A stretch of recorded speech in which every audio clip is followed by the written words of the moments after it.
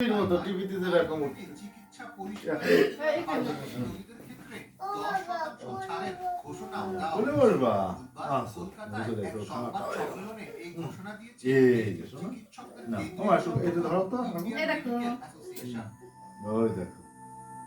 Indian medical অ্যাসোসিয়েশনের নেতারা বলেন চিকিৎসা পরিষেবা নিতে পশ্চিমবঙ্গে আসা রোগীদের দেশের জাতীয় এবং রোগী না দেখা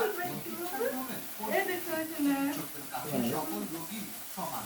পাশাপাশি তারা হাসপাতালগুলোকে সতর্ক করে দিয়ে বলেন ভারতে আসা বাংলাদেশি কোনোভাবে চিকিৎসা বন্ধ কিংবা হয়রানি করা যাবে না। বাংলাদেশি রোগীরা ভারতে গেলে চিকিৎসা নিতে হবে। এছাড়া শিগগিরই বাংলাদেশি রোগীদের জন্য হেল্পলাইন নম্বর চালু করা হবে বলেও জানায়। তুমি আর বাবা মিলে কাটো, দুইজন পর্যটন খাত নিয়ে এখনো কোনো সিদ্ধান্ত আসেনি। কলকাতার নিউ মার্কেট এখানে হাত ধরবে, এটা খুব সুন্দর। এখানে বাবার হাত ধরো।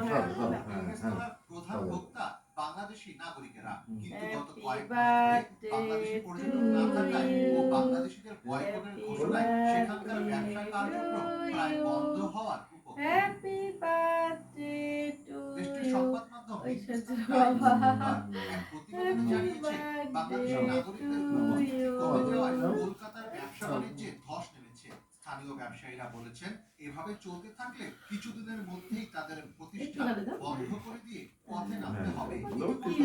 ব্যবসায়ী আজ তোমার একটু বাবারে খাওয়ায় দাও, মা আমারে দাও, খাওয়া দাও, খাওয়ায় দাও বাবারে। আলোচনায় এসেছে। পরে খাওয়া খাই বলো, মা তুমি একটু বাবারে খাওয়ায় দাও, মা একটু দাও। সুসংবাদ না এমন ঠিক আছে দাও।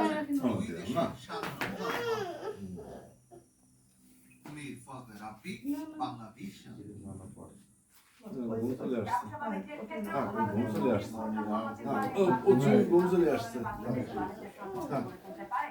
কার্টুন ধরা দাও তো।